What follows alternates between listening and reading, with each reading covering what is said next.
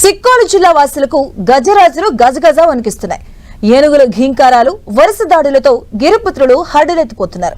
పగలు రాత్రి అనే తేడా లేకుండా గజరాజులు గిరిజన గ్రామాలపై దండయాత్ర చేస్తూ ఉండడంతో స్థానికులకు కంటి మీద కునుకు లేకుండా గడపాల్సిన పరిస్థితులు దాపురించాయి.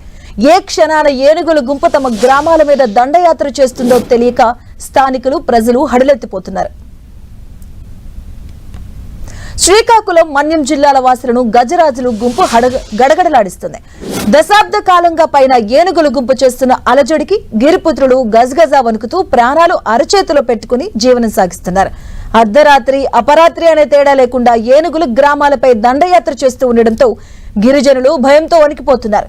గ్రామాలకు కోతవేటు దూరంలోనే ఏనుగుల గుంపు తిష్టవేస్తూ ఘీంకారాలతో ప్రజలను బెంబేలెత్తిస్తున్నాయి. కొద్ది రోజులుగా గ్రామాల్లోని వీధుల్లో సంచరిస్తూ అలజడి చేస్తూ ఉండడంతో ప్రజలు ఉక్కిరిబిక్కిరవుతున్నారు. ప్రధానంగా భామిని, కొత్తూరు, పాతపట్నం, సీతంపేట మండలంలోని పలు గ్రామాల్లో ఏనుగుల గుంపు సంచరిస్తూ అక్కడి ప్రజలను భయభ్రాంతులకు గురి చేస్తున్నాయి.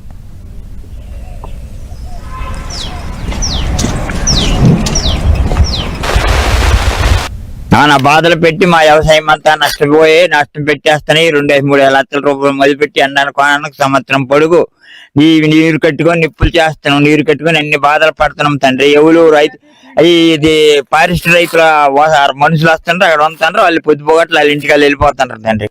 రేయ పొగులు కష్టపడతాను. ఇప్పుడు ఒక అంటికాయలు అమ్మలేదు, ఇదిగో అంటికాయలు వేసినాయి. ఇక అమ్ముకుంటామంతటికి వీళ్ళకి చేసినాయి. ఒక పైస మాకే ట్రాబడి లేదు. రానానికే బెంగేస్తుంది. ఇప్పుడు 5 రోజులు అయింది వచ్చినాయి. ఇదిగో ఈ పొద్దు వచ్చినాము. సూప్